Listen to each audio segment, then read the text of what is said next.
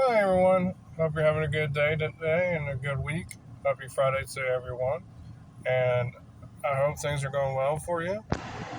Today, on the Aftershock effect, I continue the story of my youth program that I was successful with and was able to do it for 3.5 years.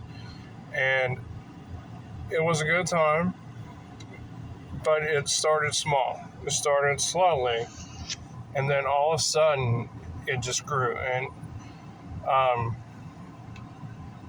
I know the past couple of weeks I've been talking about the very early stages of the program and how there was so many frustrations with it, but at the same time there were so many benefits and how it became such a good program that changed so many students' lives. It changed my life in so many different directions, and I got to see what God did with all those, and um, even into planning, setting goals, and everything like that. There are still some things of how do you get people interested? How do you get people to give up their Friday night or do something else on a Friday night when they could be doing tons of other things that you're offering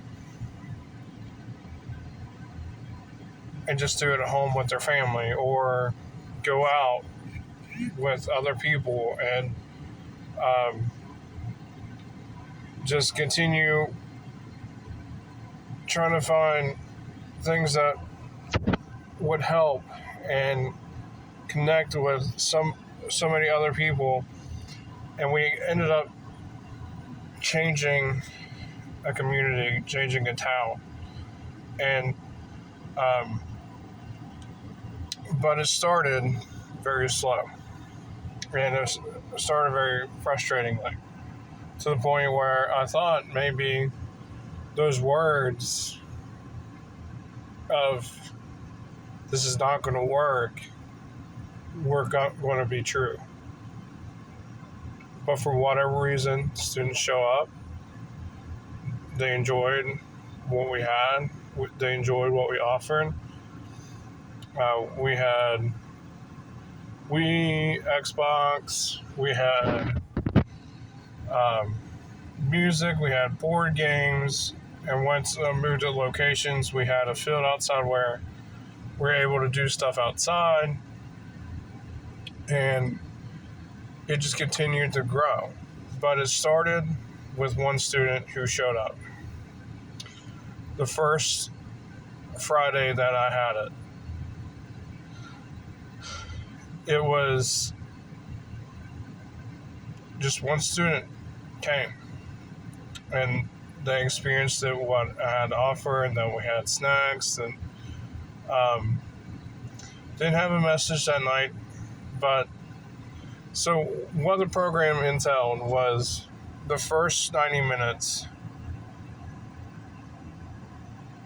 we had games, board games, we had video games that people can play, we had snacks, we had pizza, we had soda, and we had all kinds of stuff for students to do and give them something positive to look forward to on the weekend.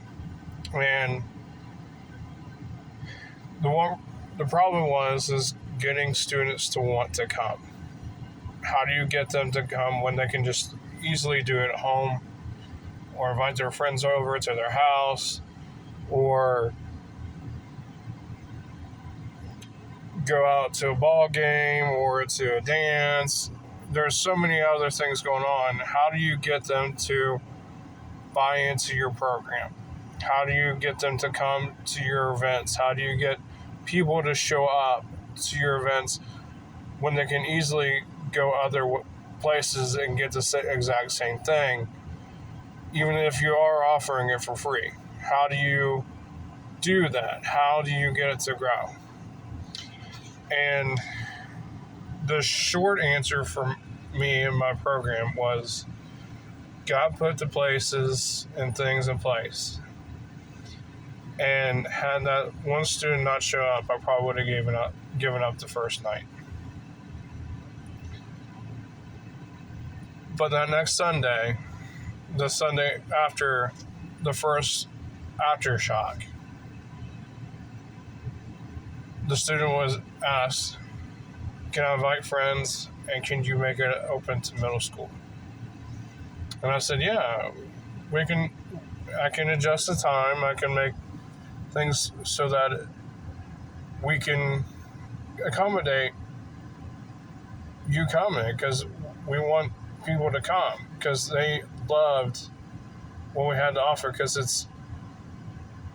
it offered the families something to do and something to do together, and they're inside the church doing it and being able to fellowship with each other and just growing as a community. And that, I think that's important.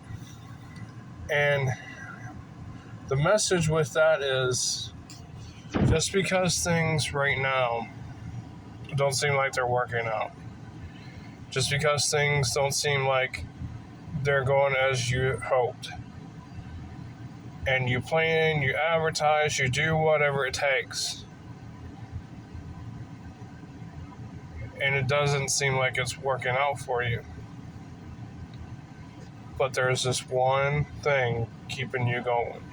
One thing keeping you going, because you feel like this is what you're supposed to be doing. You're supposed to be doing whatever it is you're doing right now within reason.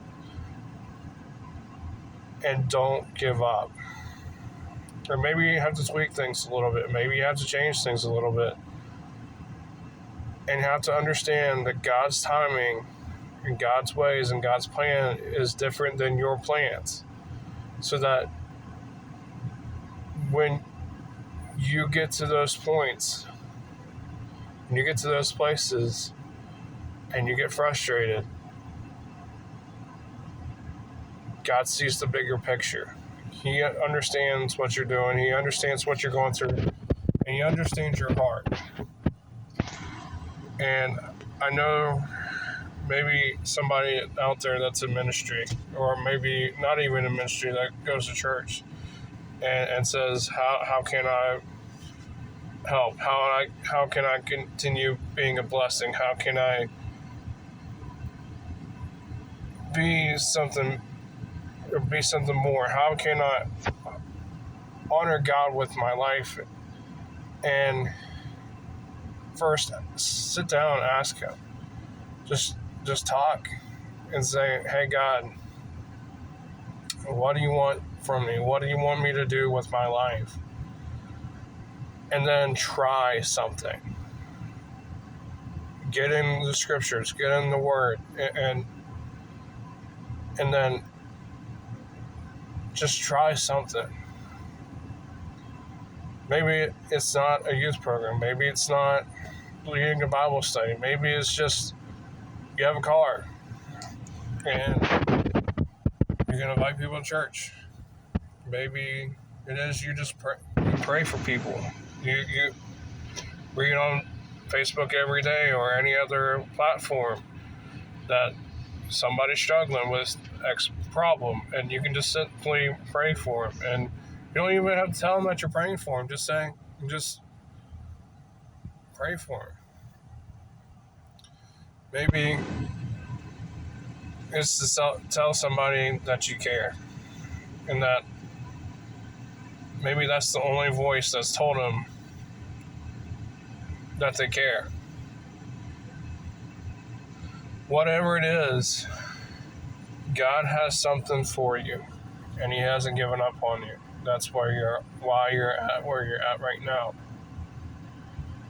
And even though things might seem bleak for you right now, like you're in a desert, like things aren't seeming to get better, and even if you trust and believe in God, then it just doesn't seem like things are getting better for you. God has a plan. His ways are bigger than yours. Just be faithful. Just trust him. Because I can tell you so many times in my life where I don't know how, but somehow God showed up when I needed him the most. Maybe it was to pay a bill. Maybe it was to get a program started. Whatever it was, God's plan and promise is that he will always be there. And though you might struggle, you can overcome that struggle. And if you're watching this and you know you're one of those that are struggling, know that people do care. God loves you, and he has a plan for your life. Don't give up. Even if things seem hard, he has a plan for your life. And even if people have told you they don't believe in you, I believe in you. And maybe you need to hear that. Because I know sometimes I need to hear that people believe in me, that they're proud of me. And maybe you're struggling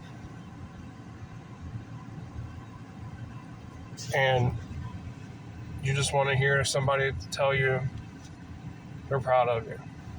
And I'm proud of you that you're still here, that you somehow clicked on this video and it helped you. And if it helped you, share it with somebody else. Hit that like button, hit that subscribe button. And I'll see you next Friday.